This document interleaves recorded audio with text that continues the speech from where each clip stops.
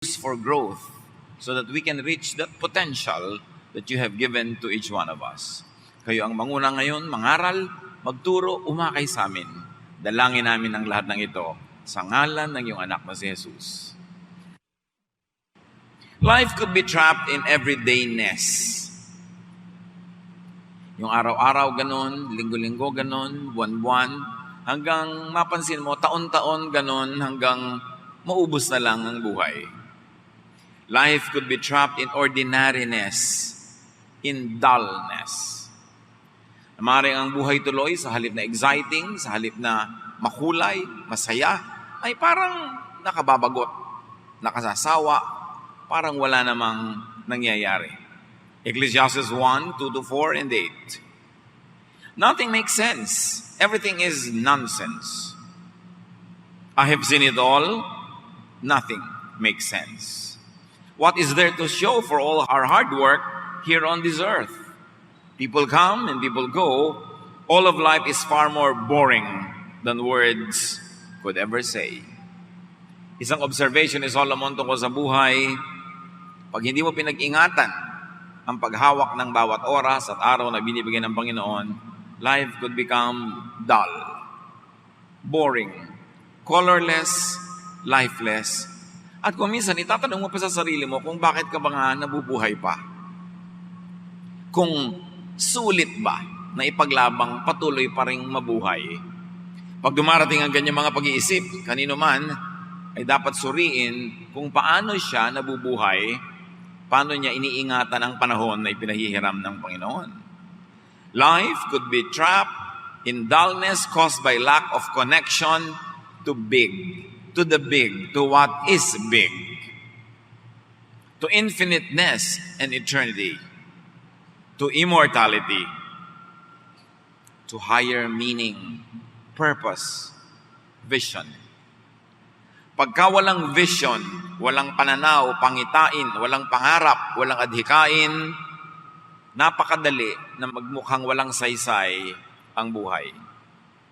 Pag walang misyon, walang project, especially a life project, parang nawawalan ng halaga ang bawat sandali.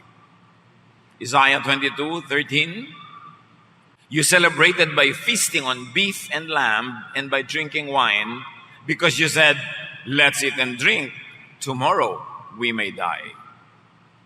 Isang observation ng propeta, may mga tao na nabubuhay lang para kumain, at meron namang naghahanap buhay lang para mabuhay at wala nang ibang dahilan.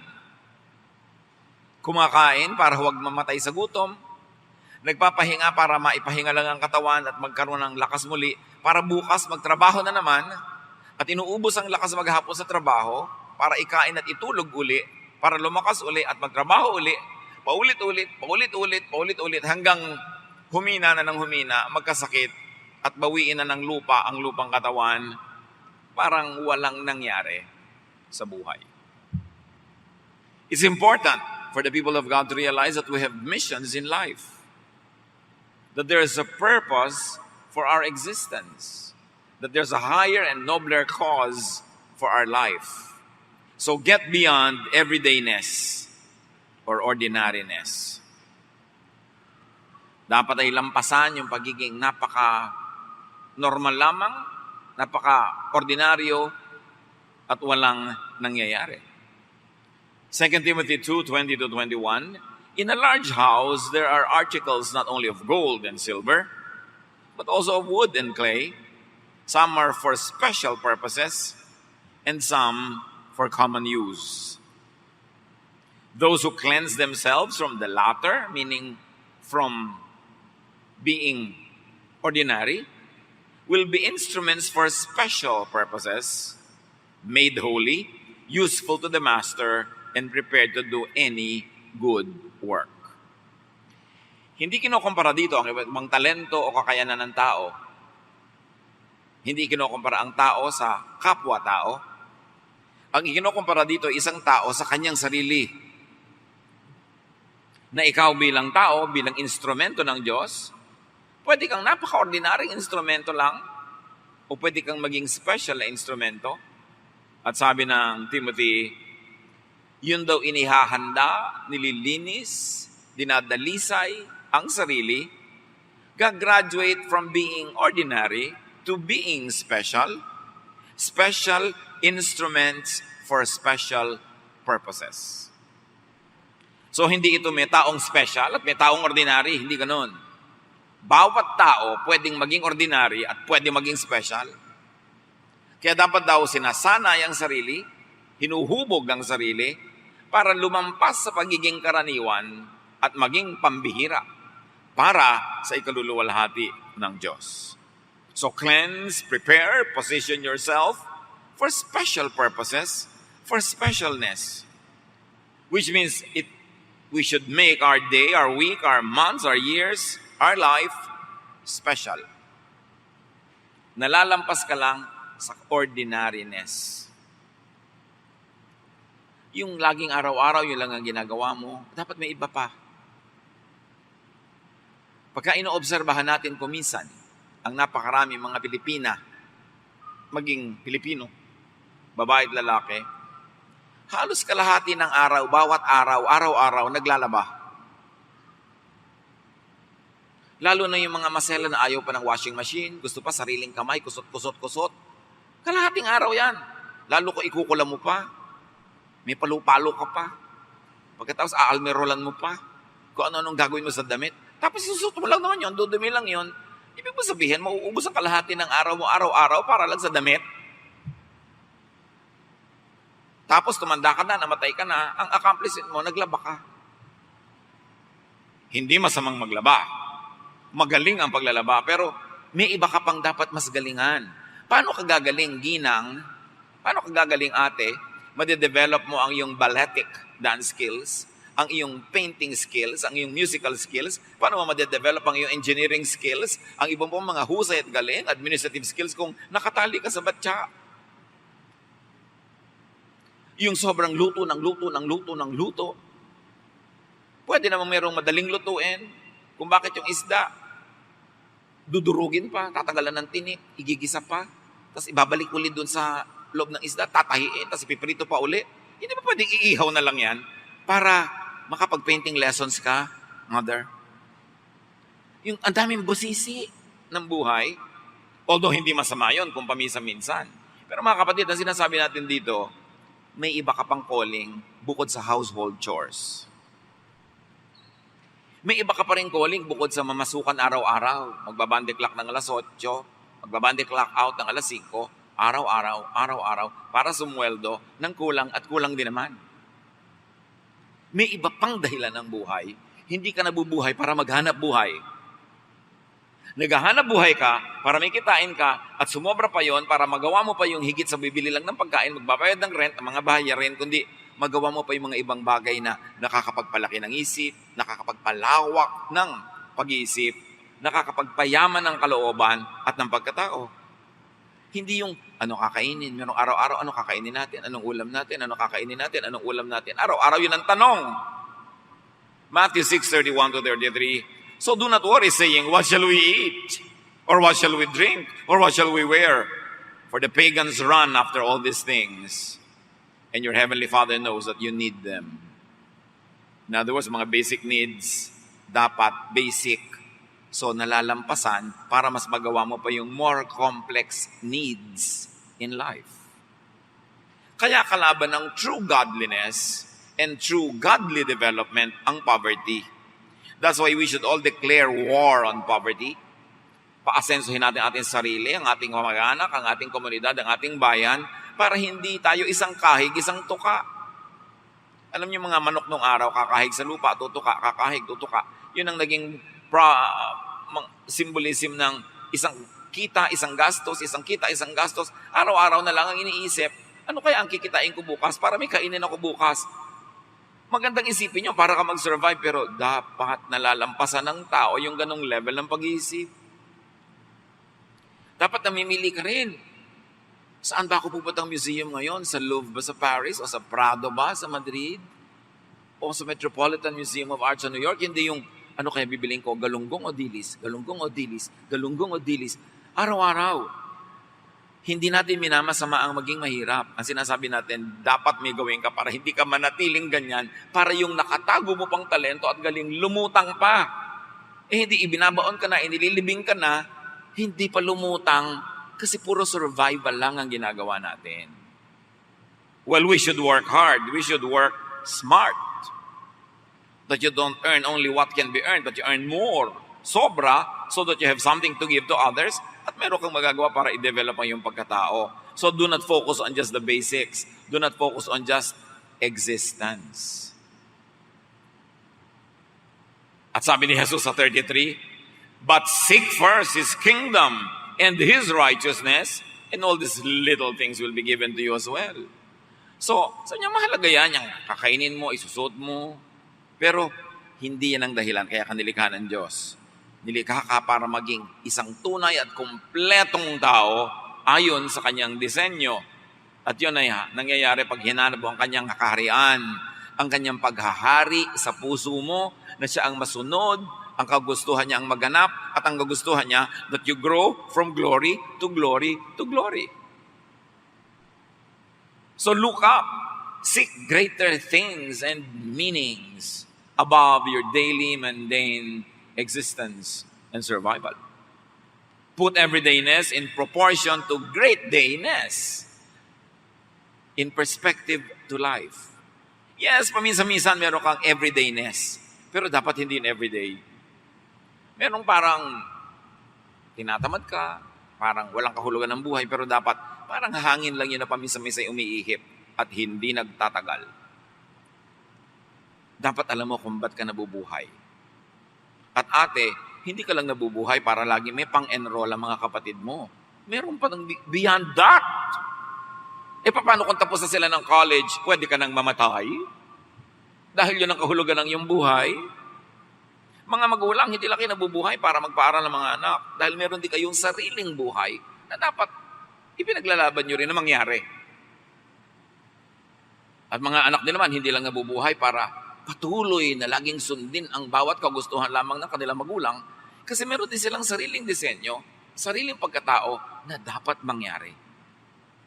So, we help each other meet each other's basic needs and we develop ourselves so we graduate beyond those basics so that we become the fuller, the richer, the more interesting persons that we are meant to be. Si Solomon, sabi niya sa Ecclesiastes 2:3-10, I wanted to find out what was best for us during the short time we have on this earth. So I decided to make myself happy with wine and find out what it means to be foolish without really being foolish myself. Sabi niya, minabuti kong alamin kung ano ba talaga ang karapat-dapat na mangyari sa buhay na itong ubod naman ng ikse. Kaya dapat walang sayang. Sinubukan ko, nalibangin ang aking sarili sa pag-inom ng alak at maging makipagtalastasan sa mga kahangalan, although hindi ako talaga naging hangal. Ibig niya sabihin, lumabas siya doon sa kahon. Hindi lang siya lagi doon sa safe, sa usual, sa traditional. So niya, may mga sinubukan ako that many people would consider foolish, but because I wanted to extend the boundaries of my mind, gusto kong buhatin yung mga bakod ng utak ko at ilubog sa mas malayong lugar para lumawak ang bakuran ng utak ko. Sabi niya, I did what many people might consider foolish, although I never was foolish. I took the risk so that I will know more. Sabi niya. So, even foolishness, sinubukan niya. Isa lang naman ang mensahe ni Solomon eh. Hindi naman maging foolish ka, kundi do not limit yourself to safe knowledge. Do not limit yourself to what is already usual and mechanical, perfunctory to what is very, very safe. Yung ganun, malaki ang dapat malaman sa buhay at hindi totoong buhay yung nakalungkarang sa isang maliit na bakuran para lagi ka lang safe. You've got to lift your boundaries so that you can expand your mental horizon. Kaya sabi niya, I did some great things. Balance may mga sinubukan siya ng mga what people might consider foolish, pero ang dami niyang ginawa na talagang wise. I did some great things. I built houses and planted vineyards. I had flower gardens and orchards full of fruit trees. And I had pools where I could get water for the trees. So there was productivity in his life. Hindi dahil kailangan niya, dahil hari na siya, mayaman na siya, hindi niya kailangan magtanim ng mga gulay, gumawa ng mga ganito. Pero nilalakihan nga niya yung utak niya para madiscover pa niya kung ano pang dapat gawin sa buhay na ito. Sagad sa kanyang kakayanan, ginawa niya. Madali naman kung hari ka na, may pera ka na, may stipend ka na, may sweldo ka na from the government, sa'yo na ang lahat, magpatamad-tamad ka na lang, pero hindi, nagpakasipag-sipag siya. Dahil alam niyang sa pagtitihati-haya at pagtataob-taob at pabiling-biling, maiinip lang siya. Mabubore siya. Sabi niya, I own slaves, and their sons and daughters became my slaves. I had more sheep and goats than anyone who had ever lived in Jerusalem. So he also tried his hand at ownership. Marami siya. Pati mga alipin, mga hayop, mga tao, ang dami niyang naging ari-arian. Foreign rulers brought me silver, gold, and precious treasures. At dahil siya magaling, there was recognition, and kings were paying him tribute or sending him gifts. Kings all over the world sent their ambassadors to the court of Solomon just to hear him speak. At ang misyon ng mga ambassador na yon, umuwi sa kanila mga hari, dala-dala ang karunungan ni Solomon. Marunong din yung mga hari. Kung hindi sila pwede maging katalino ni Solomon, nakikibahagi sila sa katalinuhan. Nagpapadala sila ng magpunta ka doon, makinig ka lang ng makinig, at i-report mo sa akin ang mga narinig mo, at siguradong may mapapala ako dyan. Hindi na kontento yung mga hari na sila'y top na sa kanilang bansa. Sinika pa nilang matuto kay Solomon. So there was a lot of enrichment. Rich na siya, nagiging rich pa. Tributes, gifts that are earned and deserved came into his treasury. At sabi pa niya, men and women sang for me, and I had many wives who gave me great pleasure. Not all of what Solomon did you can do at home. But he's talking from within the morals of his time and what kind of morals govern the lives of monarchs. So he had entertainment, exhilaration, mga kasiyahan, pleasure, and a lot of companionship. At sa verse 9, sabi niya, I was the most famous person who had ever lived in Jerusalem, and I was very wise. Bihirang magsama na famous tapos wise. Nagsama sa kanya yon. He had fame and wisdom. Ang gandang kombinasyon. Fame and wisdom. I got whatever I wanted and did whatever made me happy. But most of all, I enjoyed my work. Yan ang mga natutunan niya. Sabi niya, marami kong gusto, pinagtrabahuhan ko, nagtanim ako ng mga garden, nag-project ako. I was dispensing wisdom, kings were sending me money and gifts. Ang dami-dami kong naging kayamanan, kaya naman lahat ng inibig ko, nabibili ko. Magandang goal yon, yung gusto mo, nabibili mo. Kesa gusto lang pero hindi mo nabibili. Pero pinagtrabahuhan niya. Hindi niya pinangarap lang, hindi niya pinagpray lang, pinagtrabahuhan niya. Sabi niya, alam niyo, na lahat ng nakakapagpasaya sa akin, ginawa ko.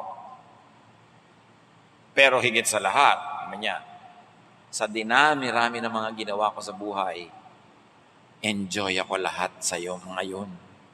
Do you enjoy your work? If you don't enjoy your work, what are you doing there? Tatanda ka na, tapos mamatay ka na, hindi ka nag-enjoy. Di ba lugi ka nun? Kaya dapat, naghahanap ka ng na-enjoy mo rin. Lagi maraming nagtatanong sa akin, ano po ang magandang negosyo? Lahat ng negosyo maganda. Kasi sa lahat ng negosyo may umuunlad. Pero ang magandang negosyo ay yung bagay sa'yo. Halimbawa, gusto mo ba na nagme-makeup ng mga bangkay? Ayoko po. Ay, hindi ka pwede magnegosyo ng punerarya, di ba? Gusto mo ba na naguhukay ng mga libingan? Hindi po. Ay, hindi ka pwedeng may memorial park o meron kang o sa pulturero. Nag-enjoy ka ba magluto? Opo. Ay, baka bagay sa'yo lahat ng may tungkol sa food, mga restaurant, ganyan. Walang magandang negosyo. Ang magandang negosyo ay yung bagay sa'yo. Yung gusto mong gawin, pag absent ang mga tauhan mo, kaya mong paandarin, magandang negosyo yon. Pero magtatayo ka ng talyer, hindi ka marunong mag-welding, pag absent yung welder mo, sarado ang talyer, hindi magandang negosyo yan. Yung iba kasi, pasabi, uy, kumikita yun, gayahin natin magandang negosyo. Pero, kaya mo ba yung ginagawa ng may-ari nun? para paandarin mo yan. So sabi ni Solomon, alam nyo, ang dami kong ginawa, pero itong masasabi ko, lahat ng ginawa ko, yung enjoy ako. Because when your work is enjoyable, you are not working, you are playing. That's why you should find work that you enjoy so that all your life you don't work, but you play. Pero kung araw-araw ang bigat-bigat sa dibdib mo, papasok ka na naman.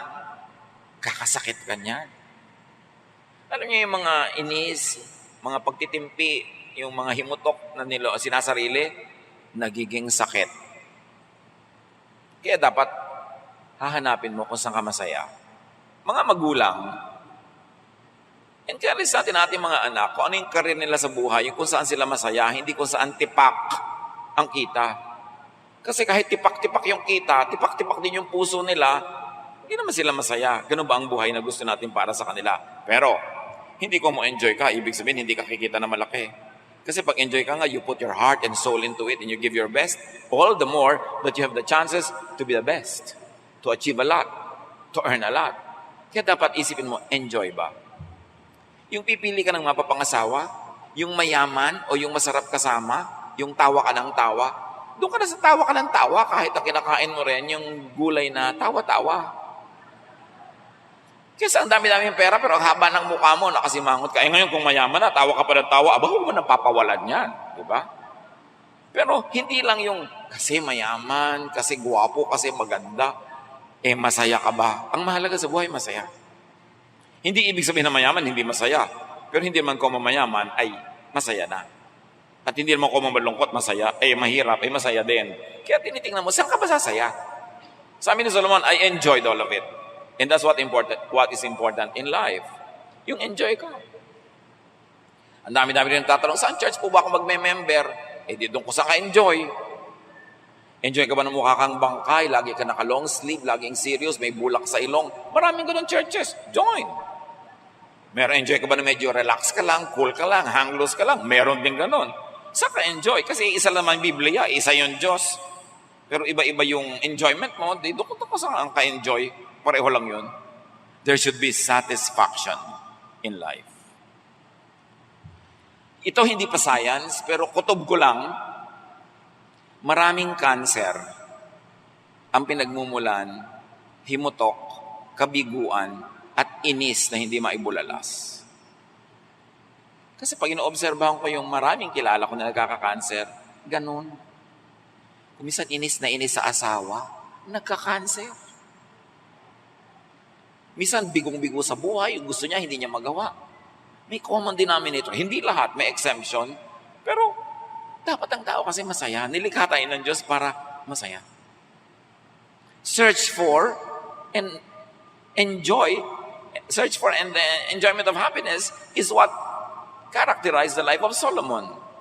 Naghanap ng kaligayahan, kinayang magpakaligaya dahil pinagtrabahuhan, in-enjoy ang trabaho, yung project, yung mission niya sa buhay, eh di malalim ang nangyari sa kanyang buhay.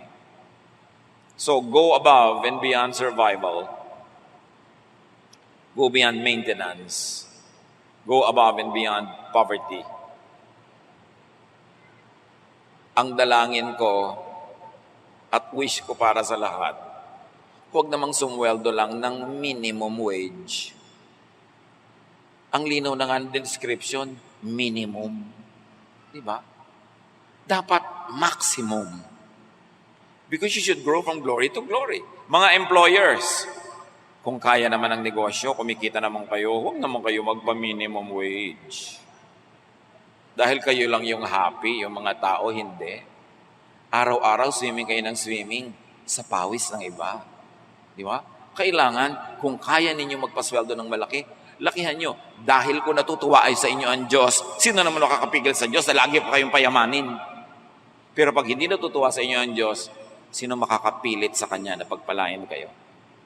Basta kaya, magdagdag pa ng ibibigay. Kasi ang isang taong empleyado mo, may umaasa sa Kanya na siguro 3 o 4 na tao pa. Pag pinagkaitan mo siya, may 3 o 4 pang nadadamay, pero pag binigyan mo siya, may 3 o 4 pang umaangat sa buhay. Be generous. As long and as much as you can. Binibigyan tayo ng Diyos, hindi lang para natin sarilinin, kundi para tayo maging agents of multiplication. Katulad nung bata na binigyan ng Diyos ng ilang pirasong isda at tinapay. Naging agent siya para paramihin ni Jesus, pinakain ng angaw-angaw ng mga tao. 1 Kings 3:9-14. Nung tinanong na Diyos si Solomon, gagawin kitang hari, pero pwede ka magkaroon ka ng isang wish, anong gusto mo talaga, ibibigay ko? Sabi ni Solomon, please make me wise and teach me the difference between right and wrong. Then I will know how to rule your people. If you don't, there is no way I could rule this great nation of yours. Ang hiningi ni Solomon, karunungan, para daw matuto siyang mamahala ng mga tao. So excellence is what he strived for in ruling. Because his mission was to rule, therefore he needed excellence. God said, Solomon, I'm pleased that you ask for this.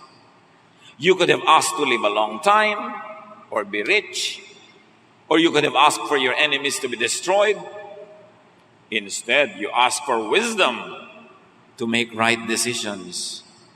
So, I'll make you wiser than anyone who has ever lived or ever will live.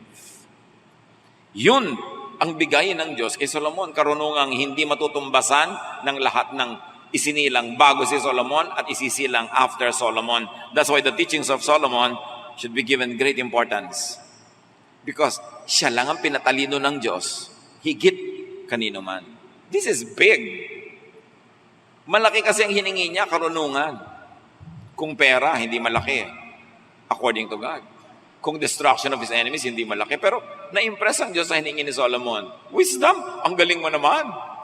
I'm going to give you that. Ibibigay ko sa iyo dahil natutuwa ako sa hiningi mo. Verse 13, I'll also give you what you didn't ask for.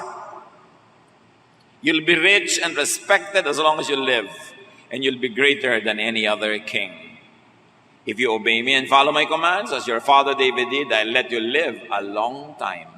Ang daming bonus na binigay ng Diyos dahil natuwa siya sa hiningi, wisdom. Bakit mahalaga ang wisdom sa Diyos at sa lahat ng maka-Diyos? Mga kapatid, ang size ng mundo, ang size ng bahay, ang size ng buhay, depende lang sa size ng iyong utak. Pag malawak ang utak mo, malawak ang mararating ng iyong buhay, ng iyong pananaw, ng iyong pagpapahalaga, pero kung maliit at makitid ang utak mo, liliit at kikitid din ang iyong mundo at kawawa ang lahat ng tao under your influence and power dahil ikukulong mo sila sa isang maliit at makitid na mundo na ang hangganan, ang bakod, yung bakod ang iyong bungo. Anybody who will go far must first expand their minds. Kaya mahalaga yung pinaparunong ang isip, dinadagdagan ng alam, laging nagtatanong, laging nakikinig sa nagsasalita, lalo't marurunong kasi may mapapala ka. Bawat taong marunong nakausap mo, pinapalaki ang iyong utak. Pero kung kausap mo ay makitid ang utak at na-influence ka, kikitid ka rin. So si Solomon, ang journey niya, from big to much bigger.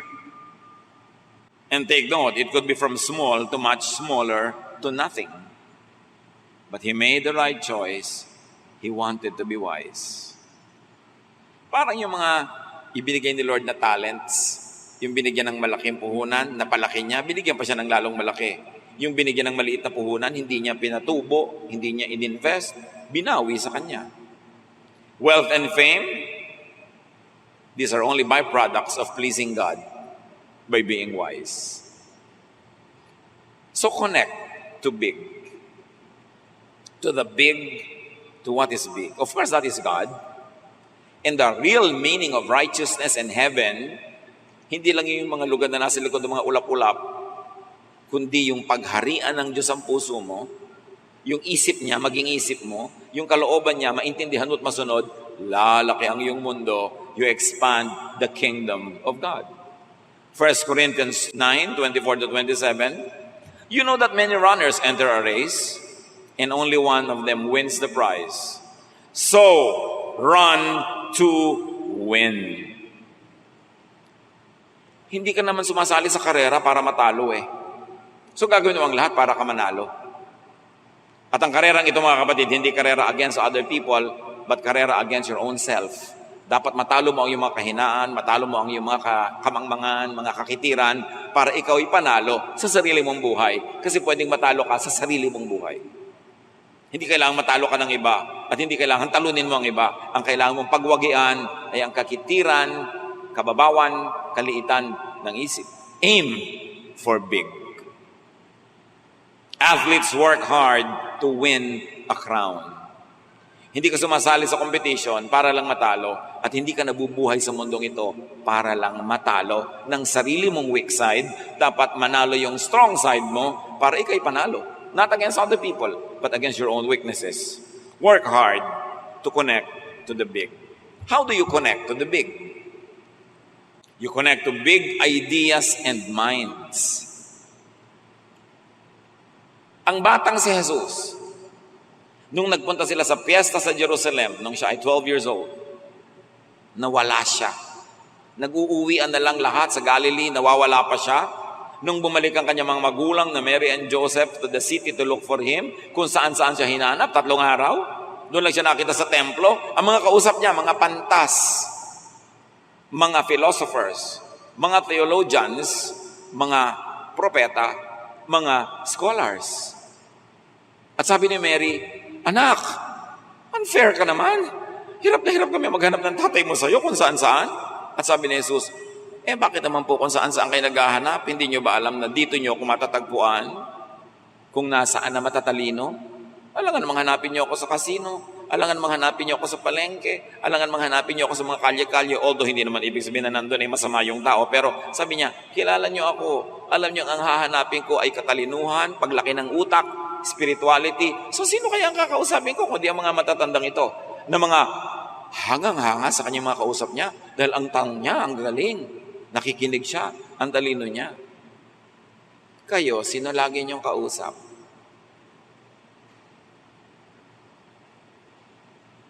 Alam niyo, yung kausap natin lagi, salamin yon.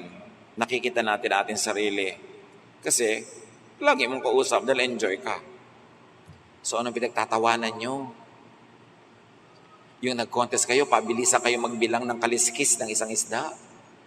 Sikat na sikat yung naunang nagbilang. Ano naman ang napala ng planeta na nabilang mo ang kaliskis ng isda? Proverbs 27:17, as iron sharpens iron, so one person sharpens another. Connect sa nakapagpapatalino. Huwag sa nakakapagpablank. Pipili kayo ng kakausapin. Yung pagkatapos yung mag-usap, uuwi ka. Sabi mo, uy, may natutunan ako maganda. Uy, tumalino ako. Hindi yung ayaw niyong kausapin yung matalino dahil nosebleed. Pinapaspell ka lamang ng Connecticut, nag-nosebleed ka na. Paano po kayo paspell sa iyo ang Czechoslovakia? Di talagang balingoy-ngoy na aabuti mo doon. Dapat huwag ka matakot mag-nosebleed. Sa simula, nakaka-nosebleed na mahihirap na bagay. Pero mamaya, mamamaster mo na yan. Huwag kang tamad na mag-isip. Meron pa, ayaw kong kausap yan. Nakaka-stress. Masyadong matatalinong bagay yung pinag-uusapan. Doon nagpunta si Jesus. Hindi sa mga walang kakwenta-kwenta mga usapan. Kanino ang birthday ng artista ngayong araw na to? Ikailang asawa na ni ganung ganyan. Anong klase pag-usapan yan? Anong mapapala nyo dyan? Makakapagkaperahan ba yan? Huwag sa nakakapagpababaw. Proverbs 23:9, don't talk to fools. They will just make fun. At kung ikaw naman si matalino, sikapin mo rin, huwag mo laging patulan na kausap ang mga mababaw. Pagtatawanan kanila. Yan ang trabaho kasi ng mababaw. Pag may kausap sila matalino, pagtalikod, pinagtatawanan nila. Nililibak-libak nila. Diba? Dahil hindi nila naintindihan mga bagay na yun, sa kanila katatawanan ang mga katalinuhan.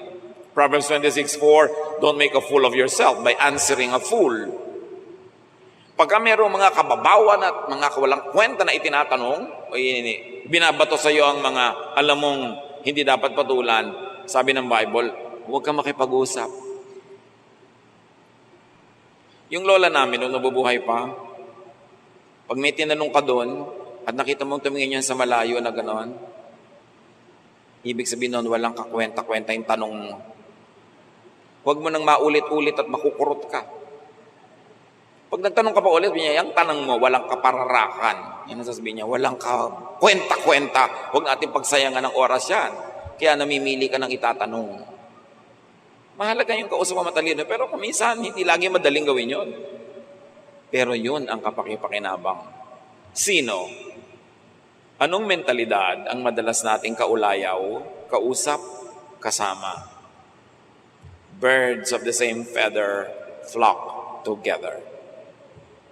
Except for very few exceptions, kaya maganda rin suriin natin ang sarili natin eh. So connect to big, connect to excellence. Yung mga terror teachers nung araw, nung nag-aaral ka pa, hindi ba yon ang pinakamaraming naituro sa'yo? Sa simula, ayaw mo ng terror teacher.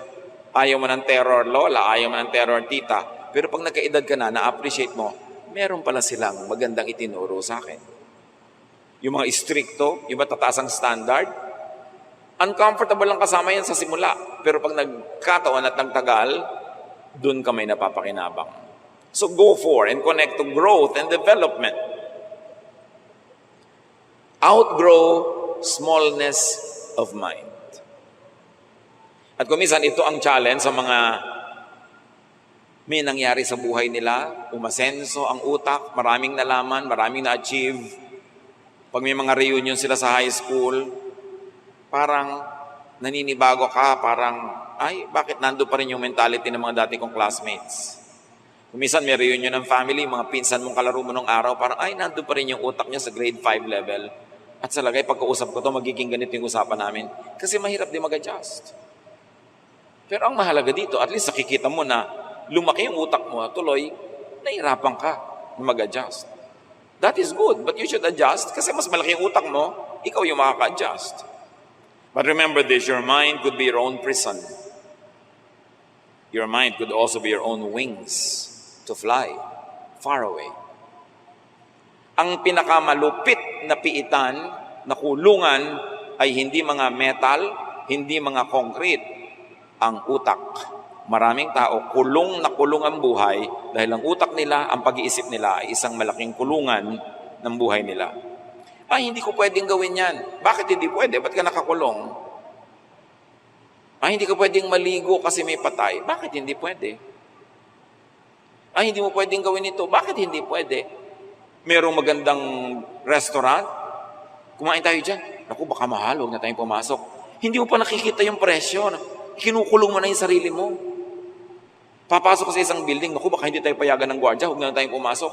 Hindi ka ba binabawalan, ikaw na nagbawal sa sarili mo. Ang daming tao ganyan. Ang kulungan nila, yung pag-iisip nila, hindi yata yung pwede, huwag na lang. So they'll play safe, they'll play small. At yun ang sinasabi ni Solomon, I did many things that other people might even consider foolish, but it's only because I was expanding my mind. Merong restaurant dyan sa EDSA corner. Show ba yan? Yung may crossing dyan. Aircon dati. Matagal na to. Walang pumapasok. Kaya ang dami-daming tao na dumadaan. Napag-isip nila, baka nai-intimidate ang mga tao kasi aircon. Tinanggal nila yung aircon. Nakabuyang yang sa alikabok at init. The same pa rin ang price. Ang daming kumain. So yung mga dumadaan, ay aircon.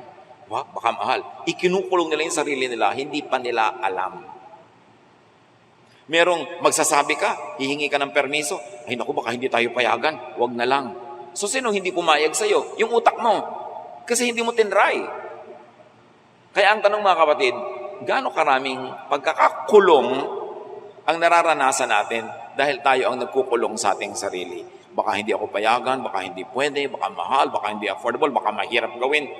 And then, doon ka na lang sa safe, meaning isang maliit na sulok sa planetang ito. Connect to big, connect to refinement, not to mediocrity. Yung hindi magaling, magpakagaling-galing, at yung magaling-galingan pa. Because room for improvement is the biggest room in the world. You can never stop improving.